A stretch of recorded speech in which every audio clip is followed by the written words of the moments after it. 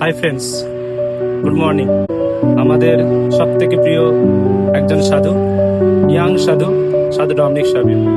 আর আমি নিজেকে খুব ফর্চুনেট মনে করি, যেহেতু আমার পেট্রন সেন্টও সাধু ডমিনিক। শুধু এই বলেই না, আমি কিছু বলতে চাই এই সম্বন্ধে। বলতে চাও না শুধু এটা, তোমাদেরকে সাধু ডমিনিক সাবিওর ভালোবাসা দিতে আমি এখানে এসেছি। যদি আমরা সত্যি একটু তার সম্বন্ধে জানতে পারি, আমরা বুঝতে পারবো তার কাছে আমরা কতটা ভালোবাসা পেতে চলেছি। তাই আমি প্রথমে একটা কিছু বলতে চাই। একদিন আমি ক্লাস নিচ্ছি, একটু দেখতে পেলে বুঝতে পারবে। আমি ডন বস্কো স্কুলে চাকরি করি, ওখানে আমি বাচ্চাদেরকে একজন টিচার, আমি ক্লাস টিচার 4 বছর ধরে। তো আমি যখন বলি যে না, তোমাদের সবাইকে ভালো হতে হবে, এখনকার যুগের মতো হয় না, ছেলেরা তোমাদের শুধু সিগারেট কিংবা মোটর সাইকেলে চেপে জোরে চালানোই মানে ছেলে প্রমাণ করা হয় না, তখন সবাই শোনে, কিন্তু পরিবর্তন হচ্ছিল না। তো একদিন হঠাৎ একটা ছেলে, একটা স্টুডেন্ট আমায় জিজ্ঞাসা করলো যে স্যার, আপনি তো বলছেন এটা করতে হবে না, তাহলে কিন্তু আমি কি করে নিজেকে প্রকাশ করব যে আমি একজন হ্যান্ডসাম, আমি একজন স্মার্ট ছেলে? তো হঠাৎ আমার একদিন আজকে এই কথাটা মনে পড়লো। তাই তো সাধু ডমিনিক সাবিও আমাদের শিখিয়ে দিচ্ছেন যে কি করে আমি নিজেকে একজন আদর্শ কিংবা একজন স্মার্ট ছেলে বলে প্রকাশ করতে পারবো। তাহলে একটা ঘটনা বলি। সাধু ডমিনিক সাবিও যখন ডন বস্কোর অরাটরিতে ছিলেন, 2জন ছেলে মারামারি করছিল। তারা পাথর তুলে নিয়েছে একে অন্যকে মারবে বলে। সেই সময় ডমিনিক সাবিও তাদের মাঝখানে একটা ছোট্ট ছেলে, তারা 2জন বড় হাইডে, কিন্তু সে ছোট, তাদের সামনে মাঝখানে গিয়ে দাঁড়িয়ে ক্রুশ ধরে বলছে, তোমরা মারার আগে আমাকে মারো। হ্যাঁ, হয়তো ওই অত বড় সাহস আমাদের নেই, কিংবা এখনকার যুগে হয়তো সেই দৃষ্টান্তকে অনুভব করবে না, কিন্তু আমরা তো ডমিনিক সাবিওর এই সাহসটাকে অনুপ্রেরণা করতে পারি। তাহলে যখন দেখবো যে না, এটা খারাপ, কেউ হয়তো 2জন 4জন বাচ্চা একসাথে সিগারেট খাচ্ছে, কিংবা ধরুন একটা বাচ্চাকে কেউ একসাথে নিয়ে বুলি করছে, তখন আমি তাদের সাথে মিশে না গিয়ে অন্তত মাঝখানে হঠাৎ দাঁড়িয়ে যদি বলি, এই দেখ না, ওই ছেলেটা নতুন স্কুলে এসছে, ওকে কেন তোরা বুলি করছিস? বরং চল না, ওকে শেখা না ডন বস্কো স্কুল কেমন, কিংবা যে কোনো তোমাদের স্কুলের নাম যে স্কুলে কেমন। তাহলে কি করবে? ও নিজেকে পাল্টিয়ে ফেলবে। ওই ছেলেটাকে আর বুলি করা হবে না, ওই ছেলেটাকে আর ছোট করা হবে না। কিংবা যারা সিগারেট, বিড়ি এসব খাচ্ছে, তুমি হয়তো তাদের সাথে মিশে না গিয়ে হঠাৎ একদিন বললে, এই জানিস, এই সিগারেট খেয়ে আমার মনে হয় শরীরের ক্ষতিই করা হচ্ছে।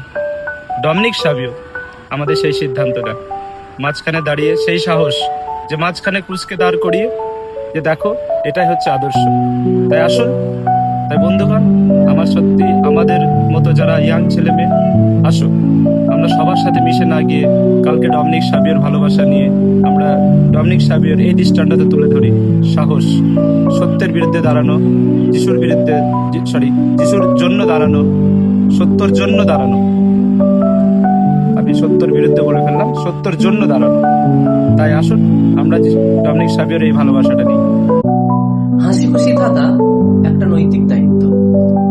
ডমিনিক সাবিও বিশ্বাস করতেন যে খিটখিটে মেজাজ বা সারাক্ষণ গম্ভীর হয়ে থাকা আধ্যাত্মিকতার লক্ষণ নয়। তিনি অসুস্থ অবস্থায়ও মুখে হাসি রাখতেন এবং বন্ধুদের হাসাতেন। বর্তমান দিনে আমরা যদি এটাকে তুলনা করি, তাহলে আমাদের বর্তমান দিনে আমরা দেখব তরুণরা খুব দ্রুত হতাশ হয়ে পড়ে।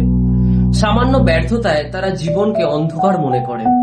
ডমিনিক সাবিও দেখিয়েছেন যে আনন্দ থাকা শুধু মনের অবস্থা নয়, এটি একটা সিদ্ধান্ত। পরীক্ষার খারাপ ফল হলেও, কোনো রিলেশন ভেঙে যাওয়ার পরেও নিজেকে ঘরে বন্ধ না করে রেখে নিজেকে ইতিবাচক চিন্তার মাধ্যমে স্বাভাবিক জীবনযাপনে নিজেকে ফিরিয়ে আনা, নিজের দুঃখের মধ্যেও অন্যকে উৎসাহিত করা, এটাই আমাদের প্রধান লক্ষ্য হওয়া উচিত। প্রতিদিন অন্তত 5টি জিনিস আমরা নিজেদের জীবন তালিকায় যোগ করব। যেমন, যার জন্য আপনি কৃতজ্ঞ। অন্যকে অভিযোগ করার বদলে প্রশংসা করতে শিখুন। আপনার হাসিতে অন্যর জন্য যেন টনিকের মতো কাজ করতে পারে। আসুন এই জিনিসগুলো আমরা সেন্ট সাধু ডমিনিক সাবিওর জীবনের মাধ্যম দিয়ে আমাদের জীবনে প্রতিফলন করতে পারি। ধন্যবাদ। পাপের চেয়ে মৃত্যু অনেক ভালো, এই ছিল ডমিনিক সাবিওর জীবনের মূল সারাংশ। তিনি তার জীবনের মাধ্যমে এই সারাংশের উপর ভিত্তি করে এক নৈতিক এবং এক খ্রিস্টীয়, এক প্রকৃত ঈশ্বরের সন্তান এবং ডন বস্কোর আদর্শ সন্তান হিসাবে তিনি তার জীবনযাপন করেছিলেন। তিনি যখন প্রথমবারের মতো ডন বস্কোর সাথে সাক্ষাৎ করেন তার অফিসে, তিনি ডন বস্কোকে উদ্দেশ্য করে এই বলেন, তুমি হলে আমার দর্জি, আমি হলাম কাপড়, তুমি ঈশ্বরের জন্য আমাকে নিয়ে একটি প্রকৃত পোশাক তৈরি করো। ডমিনিক সাভিও ডন বস্কোর অর্ডারে থাকার সময় তার বন্ধুদের সাথে একটি সোডালিটি স্থাপন করেছিলেন, যেটির নাম হলো নিষ্কলঙ্কা মারিয়া সোডালিটি, দ্য ইমাকুলেট কনসেপশন। এই সোডালিটি তাদের মূল উদ্দেশ্য ছিল সবাইকে ঈশ্বরের প্রতি পরিচালনা করা, যারা পাপ স্বীকার করেনি, যাদের আত্মা ঈশ্বর থেকে দূরে রয়েছে, শয়তানের পথে তাদের জীবনযাপন করার পরিকল্পনা করছে, তারা সর্বদাই তাদের পরিবর্তন করাতেন এবং ঈশ্বরের পথে তাদের পরিচালনা করতেন।